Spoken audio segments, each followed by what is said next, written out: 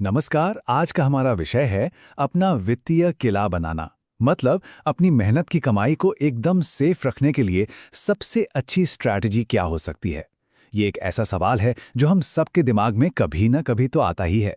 आज हम यही समझेंगे कि कैसे एक मजबूत प्लान बनाया जाए जो पैसे को हर तरह के रिस्क से बचाए। तो इस वीडियो को अंत तक जरूर देखिएगा। तो चलिए सीधे मुद्दे पर आते हैं। हम में से कई लोगों के पास एक से ज्यादा बैंक अकाउंट्स होते हैं, है ना?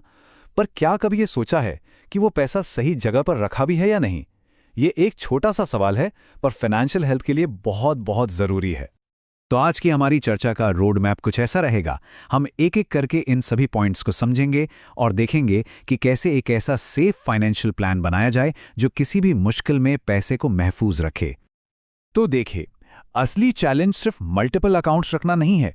असली चैलेंज है सही तरह के इंस्टीट्यूशंस को चुनना, क्योंकि हर बैंक एक जैसा नहीं होता और इनका सही कॉम्बिनेशन ही आपकी सेफ्टी की चाबी है।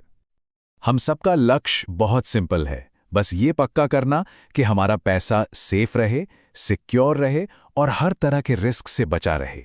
सीधी सी बात है, मेहनत की कमाई डूबनी नहीं चाहिए। तो चलिए देखते हैं ये कैसे होगा। अच्छा, तो अपने फाइनेंशियल किले की सबसे पहली और सबसे मजबूत दीवार है सरकारी बैंक। इनकी स्टेबिलिटी और सरकारी सपोर्ट ही इन्हें हमारी बचत की नींव बनाता है। ये हैं भारत के कुछ सबसे बड़े और मजबूत सरकारी बैंक। एक्सपर्ट्स हमेशा ये सलाह देते हैं कि कम से कम एक अकाउंट तो इनमें से किसी एक बैंक में होना ही चाहिए। ये आपकी फाइनेंशियल बिल्डिंग का बेसमेंट है, एकदम सॉलिड। इन बैंकों के डूबने का चांस लगभग 0 होता है। और अगर कभी कोई प्रॉब्लम आती भी है ना, तो सरकार अक्सर उन्हें किसी दूसरे बड़े बैंक में मर्ज कर देती है। मतलब पैसा सेफ ही रहता है। चलिए, अब जब नींव मजबूत हो गई तो उस पर एक और लेयर चढ़ाते हैं, और वो लेयर है प्राइवेट बैंकों की, जो सर्विस और सुविधा के मामले में एक बढ़िया एडिशन है। यहाँ एक सिंपल सा कंपैरिजन देखिए। सरकारी बैंक सेफ्टी में बेस्ट हैं, लेकिन प्राइवेट बैंक्स आपको बेहतर कस्टमर सर्विस और टेक्नोलॉजी देते हैं। हाँ, ये बात और है कि उनमें मिनिमम बैलेंस थोड़ा ज़्यादा रखना पड़ता है। तो दोनों में एक एक अकाउंट रखना एक बहुत ही बैलेंस्ड अप्रोच है। ये प्राइवेट सेक्टर के कुछ टॉप बैंक्स हैं जो अपनी मजबूती और शानदार कस्टमर सर्विस के लिए जाने जाते हैं। तो अगर 2 अकाउंट रखने का प्लान है तो एक सरकारी और एक इनमें से कोई, ये एक बहुत ही स्मार्ट कॉम्बिनेशन है। अब आते हैं हमारे प्लान की तीसरी लेयर पर। इसमें वो इंस्टीट्यूशंस हैं जो हमें ज़्यादा रिटर्न या कुछ स्पेशल स्कीम्स जैसे यूनिक फ़ायदे देते हैं। स्मॉल फाइनेंस बैंक नाम से भले ही छोटे लगें, लेकिन ये भी आरबीआई के नियमों के अंडर ही काम करते हैं। असल में ये कस्टमर्स को अपनी तरफ खींचने के लिए सेविंग्स अकाउंट और फिक्स डिपॉजिट पर काफ़ी अच्छा इंटरेस्ट देते हैं। और इनकी सबसे मज़ेदार बात है रिटर्न। कुछ स्मॉल फाइनेंस बैंक्स तो फिक्स डिपॉजिट पर 8 से 9% तक का ब्याज दे देते हैं, जो आपकी सेविंग्स को काफ़ी तेज़ी से बढ़ा सकता है। अब बात करते हैं एक ऐसे ऑप्शन की जो सेफ्टी के मामले में शायद सबका बाप है, हमारा भारतीय डाकघर यानी पोस्ट ऑफिस। ये अब सिर्फ चिट्ठियों के लिए नहीं है, ये एक पूरा का पूरा बैंकिंग सिस्टम है। देखिए, पोस्ट ऑफिस सीधे भारत सरकार चलाती है, तो इसके डूबने का तो सवाल ही पैदा नहीं होता।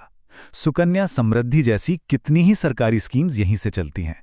और अब तो यहाँ एटीएम, यूपीआई, सारी मॉडर्न बैंकिंग फैसिलिटीज भी मिलती हैं। तो हमने अलग अलग ऑप्शंस तो देख लिए। अब उस गोल्डन रूल पर आते हैं जो इन सबको एक साथ जोड़ता है, और वो है डाइवर्सिफिकेशन, यानी अपने पैसे को बांट कर रखना।